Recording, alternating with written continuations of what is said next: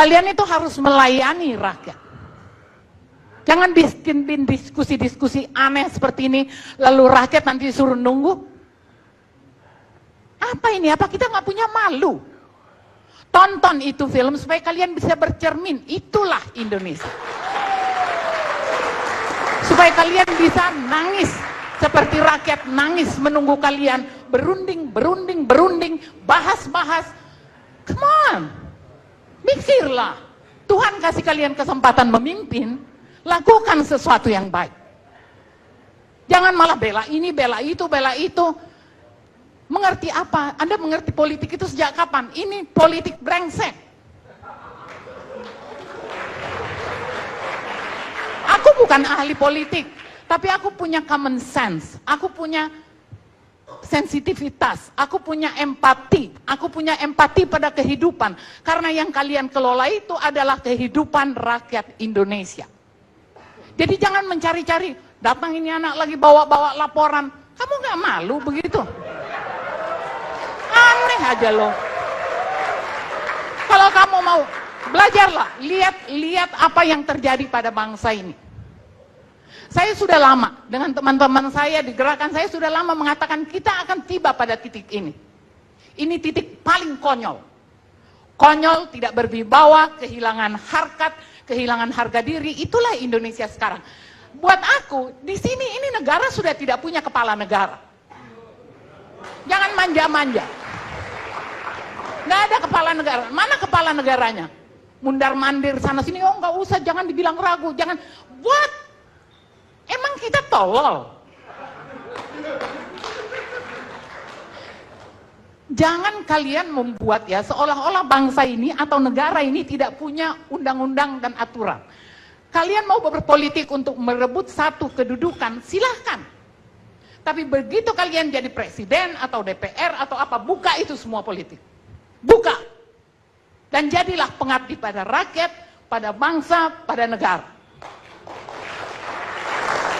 Kalian tuh digaji, rakyat loh yang gaji, dan rakyat menonton kelakuan kalian. Do something. Aku buat, jangan-jangan Anda juga nggak tahu tuh kalau misalnya dari tadi ngomong konstitusi yang mana? Yang udah diacak-acak itu, yang udah jadi liberal itu, yang membuat kita makin miskin itu. Itukah konstitusi? Kalau nggak ada gerakan yang kuat dan keras ya, terutama kepada DPR, jangan main-main. DPR itu juga, ini juga presiden ini aneh banget. Ya, DPR itu kontrol, bukan musuh. Jadi kalau DPR menegur, ya harus dia dengar. Nggak, jangan dibuat, ini kan suasananya semua politik, ya kan? Karena ketakutan politik. Tinggalkan politik. Sekarang zamannya bekerja. Udah jadi presiden, kerja. Jangan panggil-panggil apa saingannya Megawati lah. Kenapa nggak? Mana si Megawati? Coba. Loh, mana?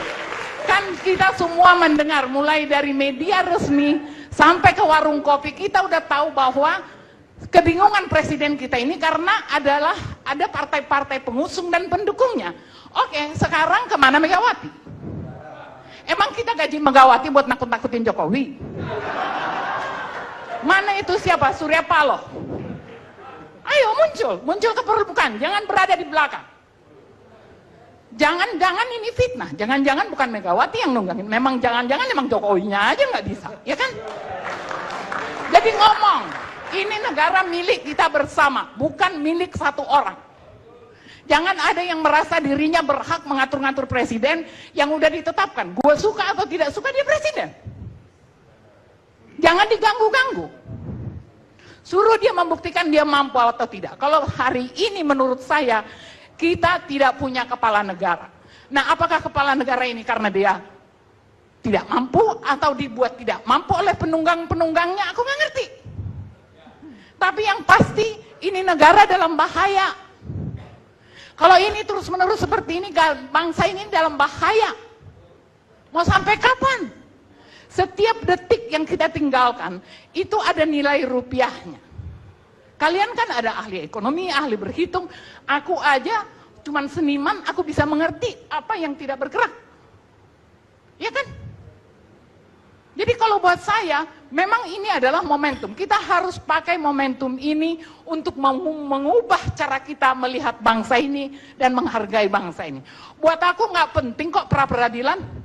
Si BG sendiri ngomong kok. Dia ngomong apa tuh? Pokoknya kalau saya nggak dilantik, saya akan bongkar kecurangan pemilu. Apa nih? Ya artinya secara kualitas manusia ini nggak benar. Saya kira dia nggak ada ngomong itu. Dia ngomong di media. Ya, di media. Ngomong. Ya, dia waktu apa? Waktu dari sekretaris presiden kepresidenan mengatakan supaya mundur, dia bilang kalau saya nggak dilantik, saya akan bongkar. Nah, maksud saya ini secara kualitas saja udah nggak benar. Padahal dia bagian dari pilpres, ya kan? Jadi kalau betul ada kecurangan, dia juga bagian dari situ. Giliran kebutuhannya tidak mau dicopot, terus dia ngancam. Sebenarnya Tuhan lagi bekerja. Tidak perlu pra-peradilan. Mulutnya sendiri membuka bahwa dia tidak layak jadi Kapolri. Mulutnya sendiri. Jadi kalau aku mungkin ini mau saya tutup aja, daripada saya agak stres nih gue. Tadi aku udah panggil Megawati ya, udah. Oke, jadi kalau saya sih menghimbau ya, kembali ke film tadi, tolong ditonton supaya kita melihat bagaimana buruknya bangsa ini. Dan itu hasil kita. Setelah reformasi apa sih yang didapat oleh rakyat? Jangan ngomonglah tentang pemilihan apa tuh namanya? One vote apa itu sebagai sebuah kebanggaan, kemajuan, enggak.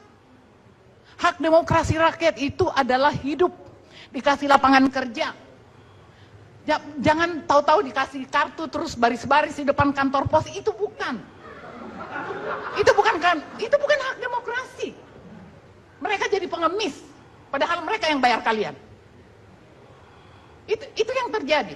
Jadi kalau buat aku ini harus ada revolusi.